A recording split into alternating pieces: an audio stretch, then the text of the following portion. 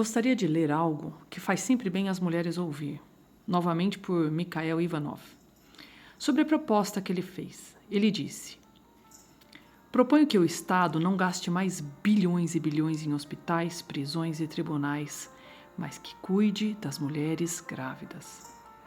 Os gastos seriam consideravelmente reduzidos e os resultados seriam significativamente melhores.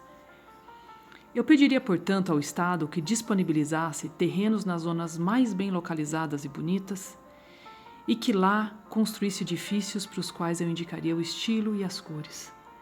Devem ser criados parques com as mais diversas árvores e flores, com tanques de águas e fontes. Nesses locais, as mulheres passariam a sua gravidez e seriam alimentadas e alojadas às custas do Estado. Se as jovens mulheres e mães de hoje ainda querem isso, é outra questão, mas é pelo menos uma imagem de como ele imaginava o ideal. Elas passariam esse tempo em beleza e poesia, poderiam ler, passear e ouvir música. Poderiam também assistir a palestras onde seriam ensinados sobre como se comportar durante a gravidez e o que devem comer. Principalmente seriam ensinadas sobre como podem influenciar a criança que vai nascer através dos seus pensamentos e sentimentos, ou seja, treino de consciência e formação espiritual durante a gravidez. Os maridos seriam igualmente instruídos sobre como se comportar perante elas para as ajudar no seu trabalho. Ele descreve o estar grávida como um trabalho. Em breve, pode-se constatar que, em tais circunstâncias, as mulheres dariam à luz a crianças em paz, tranquilidade e beleza, através das quais o céu se manifesta. Essa é uma visão espiritual. É claro que nós estamos falando aqui de uma visão ideal, mas ela deixa muito claro como tem que ser esse cuidado e a importância do período da gravidez com a mãe.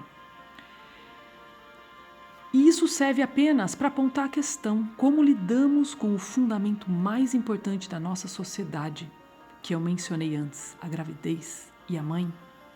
Qual valorização damos às mulheres? Estamos muito longe dos ideais que se podem imaginar quando se tem consciência de que um ser espiritual está a descer para a Terra. E que isso é algo incrivelmente sagrado. O útero da mulher é um espaço sagrado. As mães sentem isso durante a gravidez.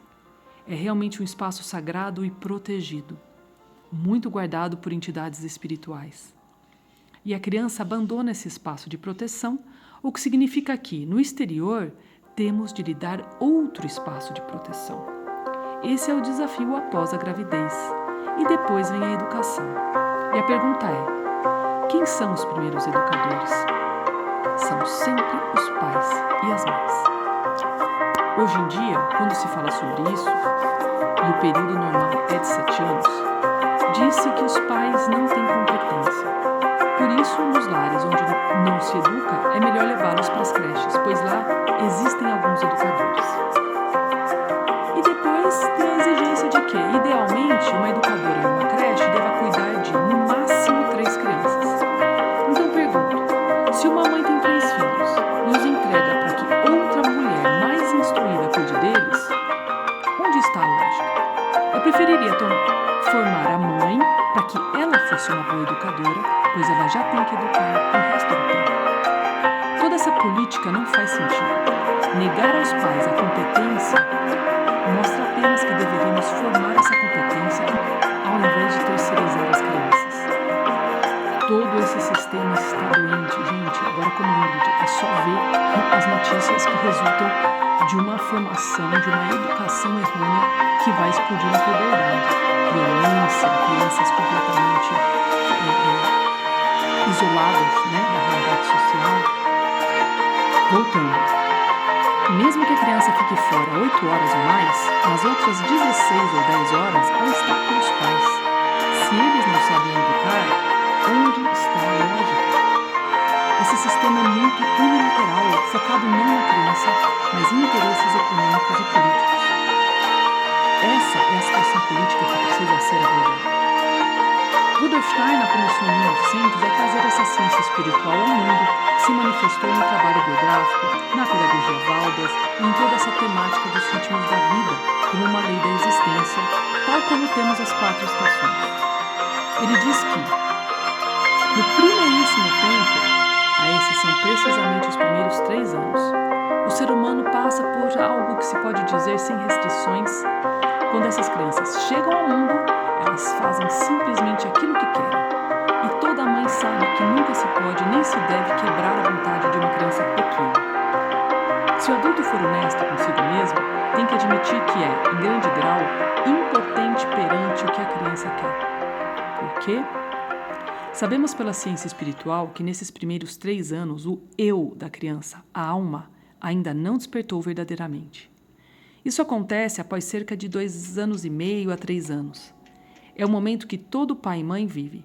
A criança que antes dizia, Joãozinho quer, subitamente diz, eu quero. Este é um momento decisivo e sagrado na vida de uma criança. Por favor, prestem atenção quando eles fizerem isso, pois algo incrível acontece. A vontade da própria criança começa a atuar.